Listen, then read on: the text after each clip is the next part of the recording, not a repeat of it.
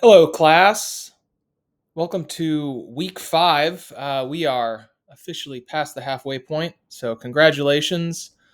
Hopefully, things are starting to, you know, come clear in your head or something like that. um, but we'll keep building on. What we've been learning here, and continue to move forward. I had an interesting discussion with somebody actually not in our class, but knew that I was teaching marketing. Um, and thought it was an interesting question that maybe I could address here.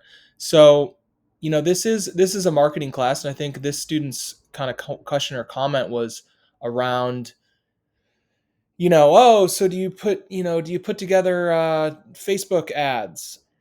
Basically, are we focused on the process of going about actually creating and targeting a Facebook ad? And my kind of response back was, no, that's actually not exactly what I focus on. That's kind of like applied marketing, or maybe you know really digging into the specifics of a platform. And that's not what my focus is. My focus is to give you the tools and training to dissect all the different pieces that need to be that need to go into creating potentially a great Facebook ads campaign, if that's the platform you so choose. So we're trying to figure out, okay, who is our customer and where are they? Are they on Facebook? Because if they're not on Facebook, maybe we shouldn't focus on them. If they're on Facebook, but maybe some people are on Facebook, but maybe our buyers aren't on Facebook. So maybe the people that are willing to plunk down money aren't on Facebook. Maybe we don't want to be marketing there. Maybe a specific type of message resonates on that platform versus another platform. Um, so that's kind of why, if you're wondering, hey, are we going to dig into any, real platform specifics? The answer is no. And I guess the reason is twofold. One, because I believe, laying the foundational groundwork of how to think about marketing is really important. And two, the reality is if you want specifics on how to create a campaign, you could go find that on YouTube. You can go find, you can ask ChatGPT to give you instructions. Now, maybe you can do the same with the content that I'm creating here as well, but hopefully there's a little bit of flavor to what I'm doing that you find beneficial. Okay, so that's the reason I'm going the way I'm going, and hopefully maybe there's some people that provide some context to. Okay, so, what are we going to do today? Well, we're going to go through our week 4 homework, which was really our competitor analysis, SWOT analysis. Different people did a little bit different things. I'm going to show some examples on some outputs that I thought were pretty interesting. And then we're going to dig into chapter 5, which is really talking about the 4 P's. All right. So we will talk about what the 4 P's are. But we've really covered the majority of them. Now we're trying to just pull them together in some respect. The promotion side, so the 4 P's. Where are my 4 P's? So our 4 P's are product, price, place, and promotion. And we'll talk about what those are here in a minute and go through a few videos on what they are. My cat is kicking around toys if you hear things in the background. So that's what we'll be going through. Okay, so let me pull up a few examples here and we will take a look at these. So let's see, where's our first one? Hi. Okay, so here is our first submission, and I love this. Okay, you can see around on the top here, we've got our attributes, we've got the importance of that attribute, and then we've got our 4 competitors. And basically going down, then we can see, okay, for this attribute, for Lotus Break, they have it. And here's kind of the importance of that attribute. So I really like this because one, it allows us to compare our competitors, really easily, right? Two, it talks about like we've got the attribute, but there's like a description of the attribute, like great.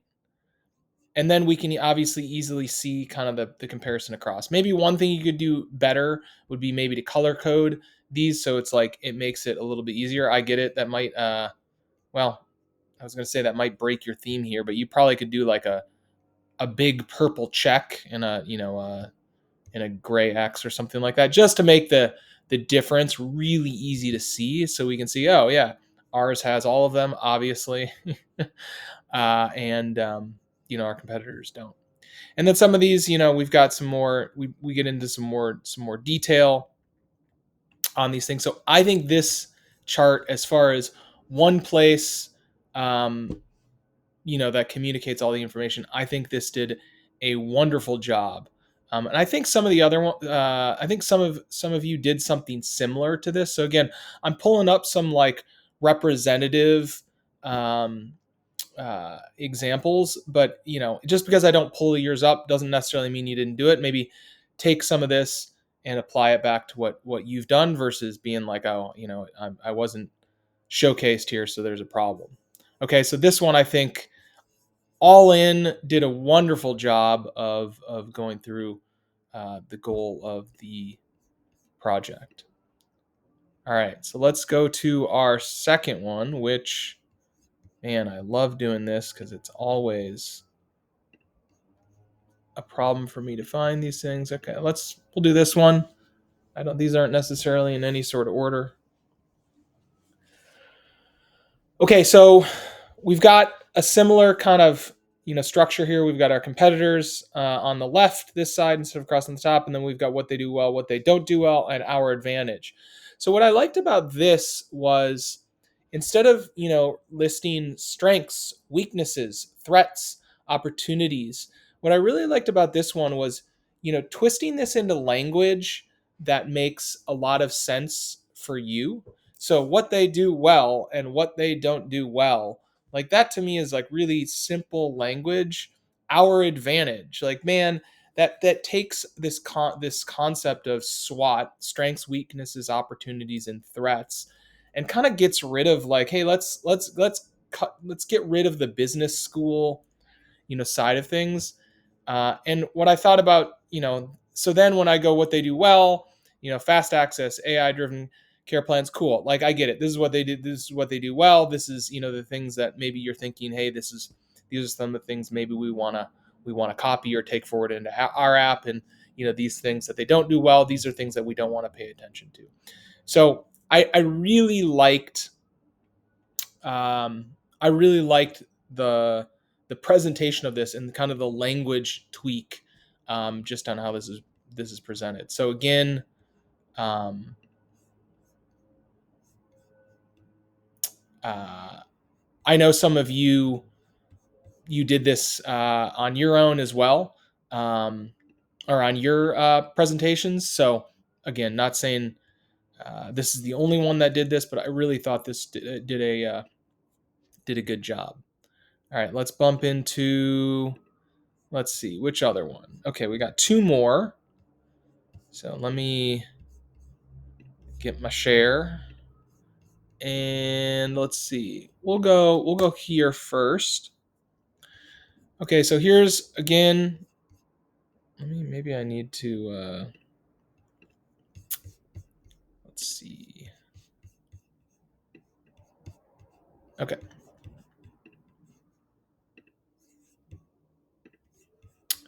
All right, so on this one, what I really liked about this, or the thing that kind of caught my eye, was where they like. I liked these two columns. So obviously they've got a what you do well, what they don't do well. So again, this is carried over from that other one. So great, use of that language. This might have been on that template, I think, too. So, anyways, doesn't really matter. You guys took it and you applied it to yours. So no, it doesn't really matter where these ideas come from. But what I really liked about here was where they sell and then the advertising channel. Like, there's two reasons I like that. One, because it's recognizing, oh, those are two different things, where you sell and how you advertise to somebody are two different thoughts, right? So you can see here they sell on their website and on Instagram, mainly because I'm assuming I don't use really Instagram, but I think Instagram's got a shop feature directly in Instagram. So cool. That's a place where you can actually buy it. And then we've got our advertising channel, which is via Instagram. So, we're recognizing, okay, there is a split where we actually sell our product and how we get to people to the place where we sell our product are two different things. And focusing in and thinking about that, I think is really good. Now, I think we could go deeper into our advertising channel, and that's the side of when we talk about promotion in this week. That's really what we're going to be talking about. One, how do we advertise, or where do we advertise, or what is the medium of advertisement, and then two, what are we actually pushing out as far as a deal um, uh, uh, to get people interested in what we're doing. Okay. So let's take a look at our last one. I got to pull it up again. Recording and sharing content is harder than it should be. Okay. All right. This is the last one. And I'm not going to really go into the pluses or minuses. They've got do's, don'ts, and our advantages. This chart, man, this is just, whether or not this is accurate or not, in some respect, like, I don't even care. This is just, it's such an interesting way to present information. Now, I don't, to be honest, I'm not even sure what the scale is of 0 to 300.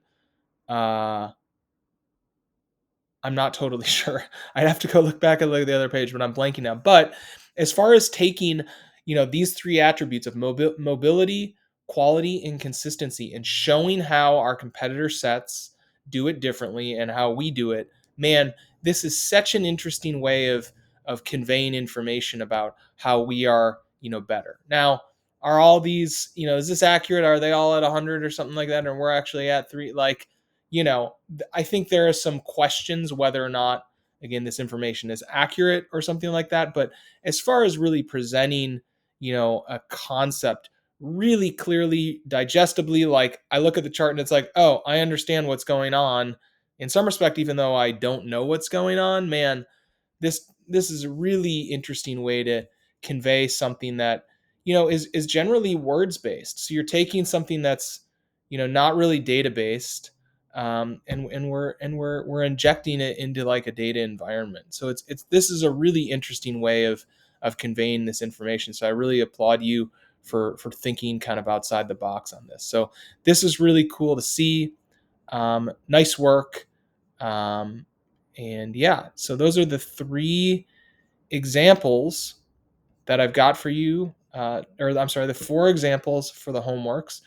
Um, if you haven't submitted, please go ahead and submit. Same thing's true with old assignments. There are some people that ask me, about old assignments. There were a couple of people that submitted the wrong type of assignment in the wrong week.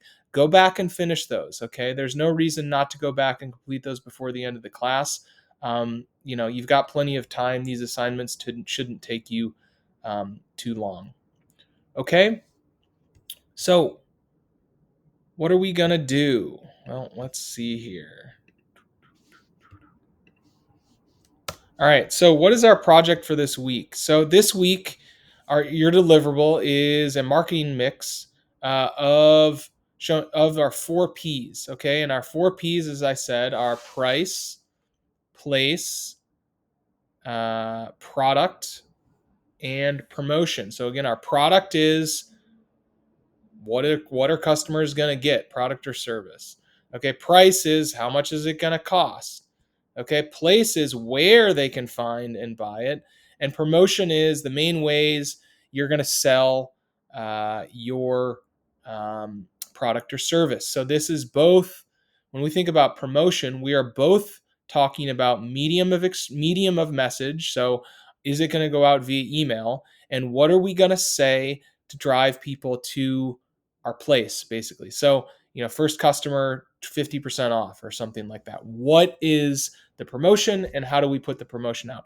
And what I would say is So I think we've already really sort of covered product. I think we've probably covered place at this point. If you think about, oh, who is my customer and where can I get to them? Pricing, that's kind of on you to determine, what are you going to sell your item for. Promotion is kind of the new thing that we're injecting in, of being like, okay, how do we get a message to our people, and what are we going to say to them that are going to get them to take the next step? And that next step may not be actually purchasing. It may be, sign up for a free seminar or whatever. So we want to think about, okay, what our funnel is we're going to get to our people, and then we're going to work those people down, ever getting closer to the point of purchase.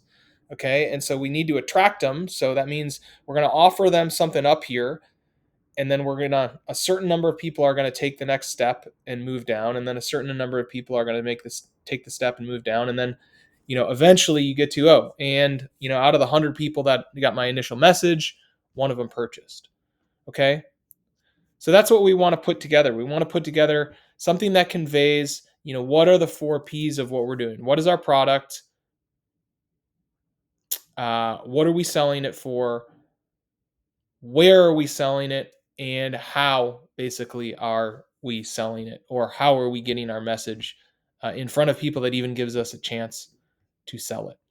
Okay, so that's what we're going to be putting together. I pulled up the textbook. I know I don't share the textbook often, but if you haven't popped into the textbook, my hope is that you have, because this distills down the information that we're creating our presentations from pretty easily, or pretty quickly. Here's a definition of kind of our 4 Ps. Again, the only thing that I would add into this promotion, so this is really, this is giving us very high level information. We want to get down into, advertising. Well, what kind of advertising? Where are you going to advertise in a magazine? Well, which specific magazine, and what are you going to say? And the closer you can get to that, kind of the better. Okay. All right. For our videos today, we've got 2. We've got the 4 Ps of marketing, and then the marketing mix 4 Ps from McDonald's. So I'm going to show those, and we're going to do some commentary, and then we'll continue moving forward. Okay. So let's see, share this tab. Let's take a look at this first one, the 4 Ps of marketing. The 4 Ps of marketing, sometimes called the marketing mix, is something you likely have heard of before, but maybe you're not 100% sure what it is. Or maybe you think that the 4 Ps don't apply to your business because it's too small. Well, think again. The same 4 Ps that is responsible for Tesla outselling every small mid-sized luxury car manufacturer in the entire US is also responsible for helping Life Marketing, a small business, become recognized as one of the fastest growing companies in the US 2 years in a row.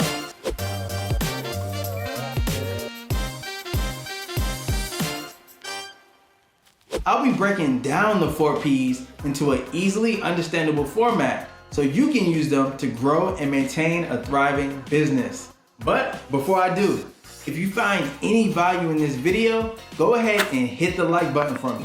It helps out our channel greatly. And make sure you subscribe so you don't miss a video from us. Okay, let's first discuss what the 4 Ps are.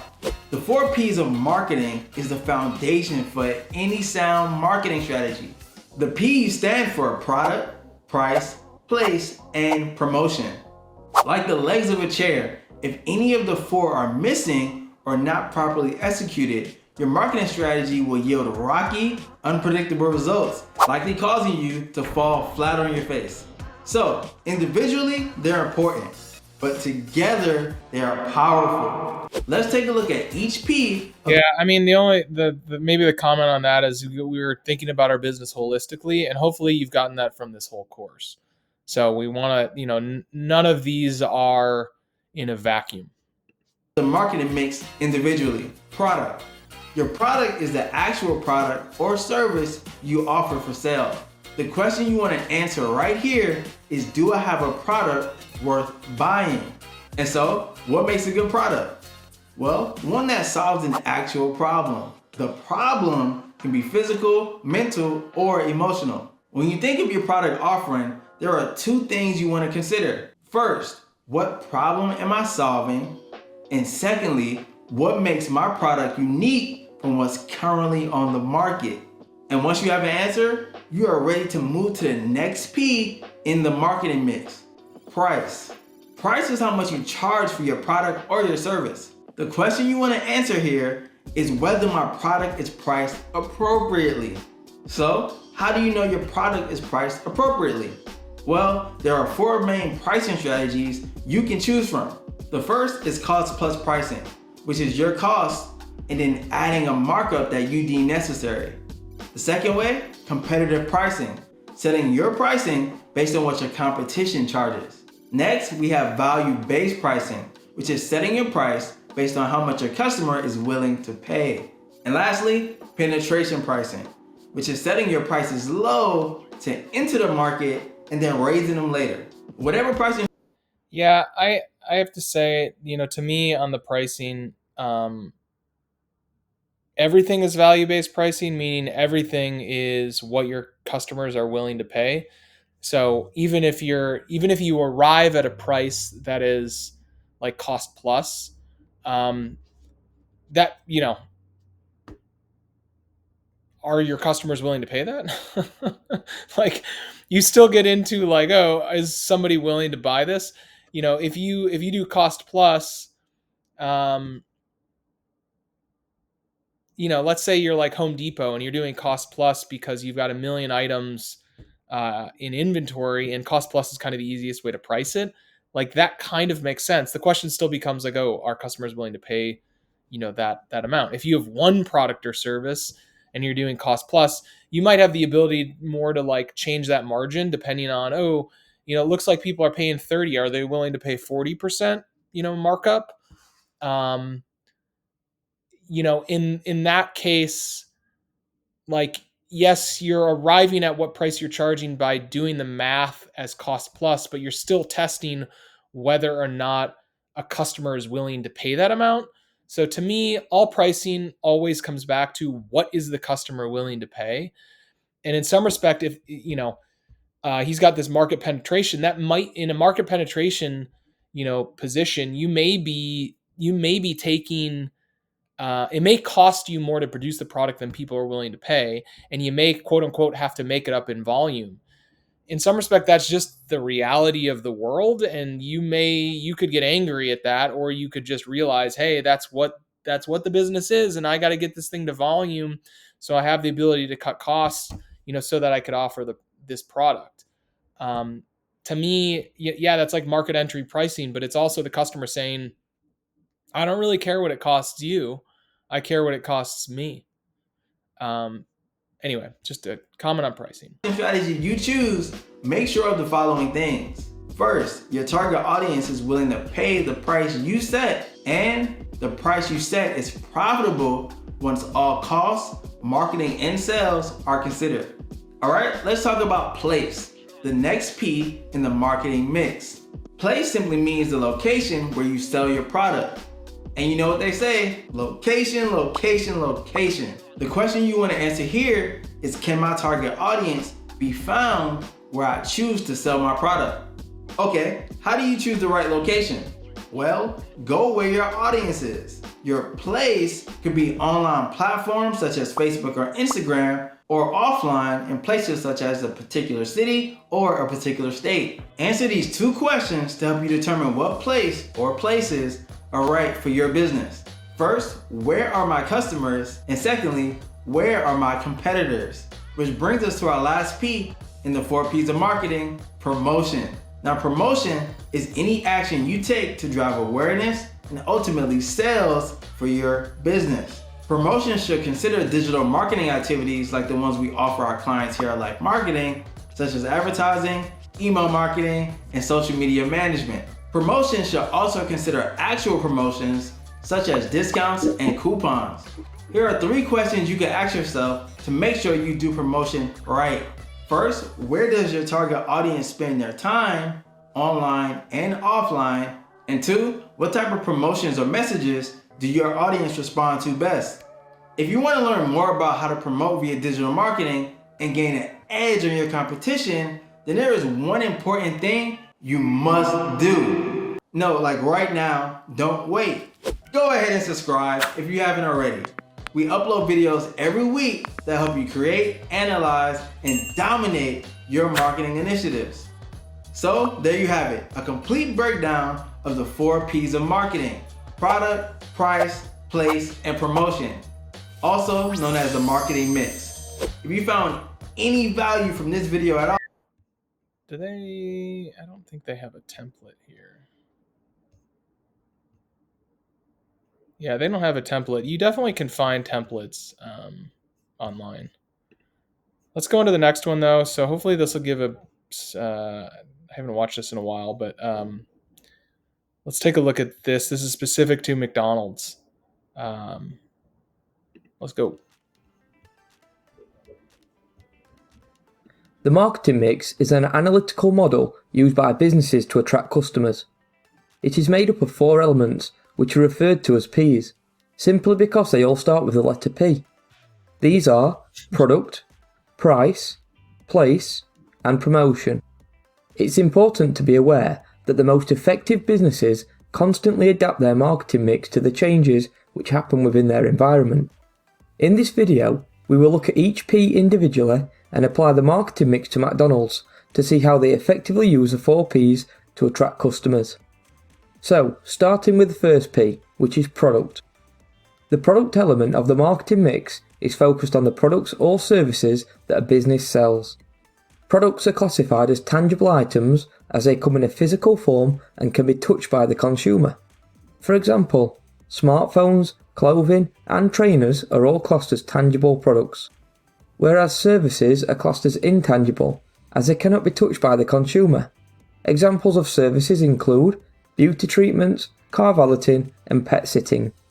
When developing a product to sell to the public, it's crucially important that the business conducts market research to identify the wants and needs of the consumers within its target market. We've already done that, right? Following this, where possible, a business should seek to differentiate its products and services to stand out from the competition and increase the chances of customers shopping with them.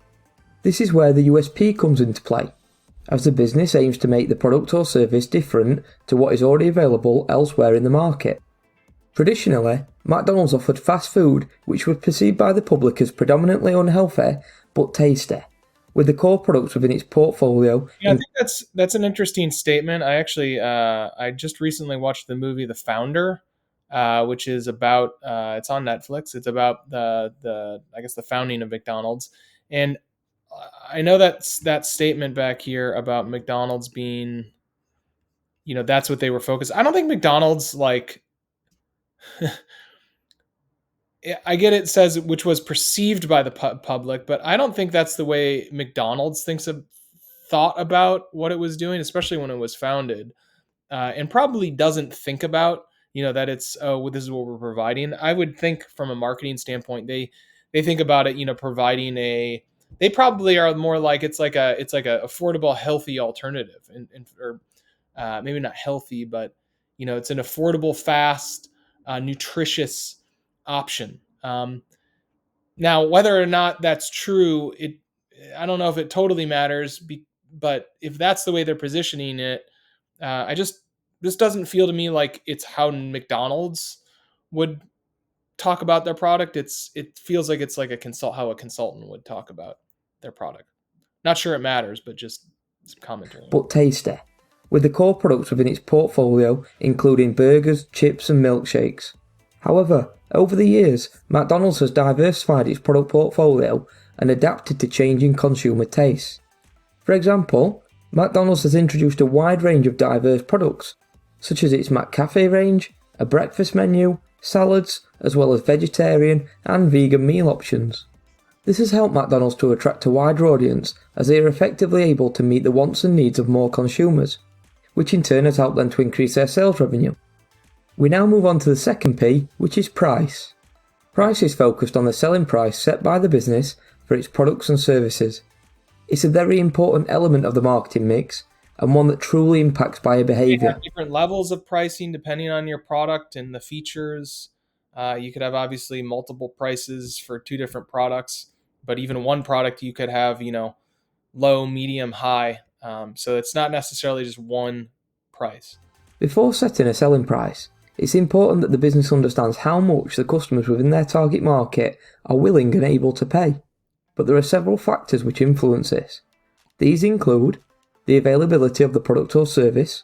For example, if a product is in short supply, this typically drives up the price a business can charge. Competition in the market also impacts price. For example, if a business has many competitors who offer similar products or services, it is likely that it will need to reduce its prices to compete and attract customers within the crowded marketplace. In addition, the brand images are very influential factors, as most customers have a preconceived opinion about the business and its products, which influence its worth to them. A business with a very strong brand image is typically able to charge more for their products and services, as customers find the brand desirable and trustworthy. Just remember, as a young business or as a startup business, like generally we won't have any brand equity. A company that's trying to launch nationally will it's much easier to have brand relevance in a small local market. So I know there's people doing some like yoga studios and stuff like that. That's actually a place where you could grow. Your brand may not have national footprint, but in the local area, you might actually have pricing power due to kind of the local presence of that brand. Once a business has considered these factors and knows how much the customers within their target market are willing and able to pay for its products and services, it's then able to utilise a range of pricing strategies to influence buyer behaviour. The price of McDonald's products could be considered as very competitive, with many people visiting McDonald's stores not only because of factors such as convenience and speed, but because the products are also very affordable. They even offer customers a saver menu, which features fan favourites such as the famous cheeseburger, fries and McFlurries for just 99p. In recent years, McDonald's have introduced a signature range, which is focused on what they deem to be a more premium upmarket product with a higher selling price, with the aim of attracting customers who are willing to pay more for a better quality product that still comes with the convenience and familiarity of McDonald's. The third P of the marketing mix is place. Place is focused on a location where customers can purchase the products or services which the business offers. Common examples of place include retail stores which customers can physically visit, online such as a website or mobile application which customers can access via the internet, or purchases made directly from the manufacturer. And online, even within these, online can be, oh, are they coming to your website? Is it on Instagram? Is it on a third-party service? So you want to be a little more specific than they're getting here. In today's business world, it's very important to provide customers with the opportunity to purchase products and services in a variety of places which are convenient to them, such as having both physical retail stores and a website. As of 2020, McDonald's had over 39,000 restaurants around the world, meaning customers are never too far away from a McDonald's or seeing those famous. Yeah, what's interesting at McDonald's is they've got 39,000 stores, and they also sell on, I don't know, you can probably buy McDonald's on the Uber Eats or something like that, I'm assuming, and on their app. That's McDonald's today when it's like a global powerhouse. If you think about McDonald's when it started, they didn't have that. And that's, I think, where a lot of us are starting today. So, while we're using McDonald's as the example, like your business should be significantly simpler than a global enterprise. So let's not get caught up in, oh man, we can sell 1 billion places. Let's focus on like the 1 or 2 places that we're going to sell. Golden arches in the distance. Traditionally, McDonald's could only be purchased in store at the restaurants or by utilising their drive-thru. But this has all changed in recent years, as McDonald's have introduced a variety of new ways for customers to purchase their products, which include a mobile application known as My McDonald's, which allows customers to order online, and a delivery service which is known as McDelivery, that allows customers to have food delivered directly to them through third-party delivery services such as Uber Eats and Just Eat. Look at that. The fourth and final P is promotion. Promotion is focused on the activities undertaken by a business to generate interest and make customers aware of the products and services which they sell. Advertising. Businesses often use a wide variety of promotional activities with the aim of ultimately increasing sales. Common methods of promotion include discounts and special offers, social media activity, Okay. influencers, sponsorship. Yeah, but so when we think about like social media activity and influencers, the next, okay, so fine, we're going to go get an influencer.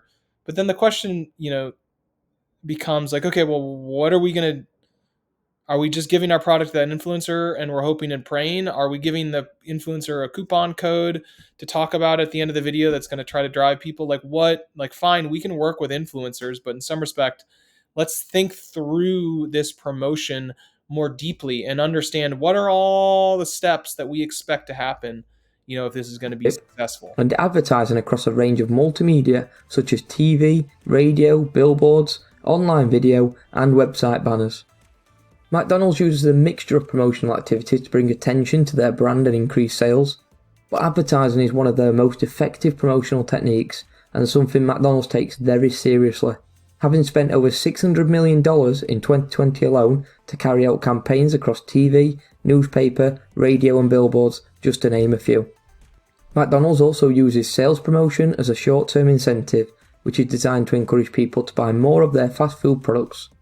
For example, the Monopoly promotion, where customers receive stickers with their meal, giving them the chance to win free food, discounts at certain retailers, or even cash prizes for a limited time, has successfully increased sales at McDonald's as people buy more often and buy larger meals to increase their chances of winning. McDonald's also utilise direct marketing through email and app notifications by targeting their customers with special offers and seasonal menu items designed to encourage them to make an order online or in store.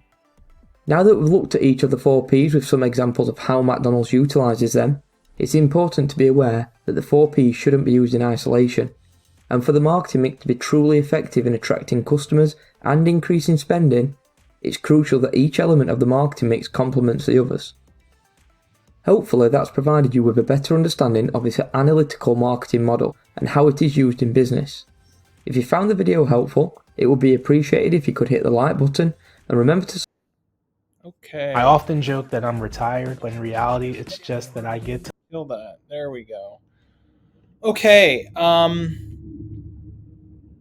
So that's what we got for this week. I did find. Let's see. So I just looked up really quickly. Because we've been using these HubSpot templates, I looked up really quickly, a HubSpot marketing mix template, and they do have a marketing mix template. If you've already signed up, this may be a place to that you want to go and take a look. Pretty simple here, right? It's just dividing it up into 4 areas, and it gives you some idea what to fill out here. Again, so this is kind of the basic template. I'd kind of encourage you to download this just to make it a little bit easier on yourself to getting started. What I think maybe you've seen on the last one, and how do I want to say this? Okay, so the project is to put together our 4 Ps slide. If you go get the template and you do the assignment as indicated, you'll get full credit. I try to showcase examples that I think are going above and beyond and putting together something a little bit further than just doing the base. So this doesn't necessarily affect your grade, but it's the type of thing that I'm trying to encourage students to kind of go beyond just the base to really understand and showcase what they're doing. So if you looked at the examples that I showed from before today, you'll notice that having some way of creatively presenting the data is really interesting and something I think that's important. And I would really encourage you, take a stab at just doing this base 4 Ps template, but think about how do I represent what my promotion is? Can I put together like a little bit of an ad that shows what my promotion is and how I would, put it out into the ether? So thinking about how can you more creatively convey this information and maybe take this assignment to the next level? That's maybe where I'd challenge you. And for those of you that really want to put these ideas into practice, that's a place where I think you can really start, taking what we've learned and trying to roll it out in your everyday life. Okay, so that's my maybe challenge. If you're able to put the time into it, if not, at least make sure you fill this out and really get detailed here. We want to get detailed information on this slide and try to present it in a way that's easily digestible and understood. Bullet points are better than full text paragraphs. All right, images are wonderful too. So see if you can convey the information simply. Okay, I think that's what I've got for you today. Again, it's week 5, so we're week 5. We're at chapter 5 in the textbook. We're week 5 on the videos, week 5 on the projects. Hopefully, that's all making sense. We got 3 more weeks to go after this to kind of get to the end of putting our full marketing plan together, and I'm excited to get to it. All right, take care. Have a great week.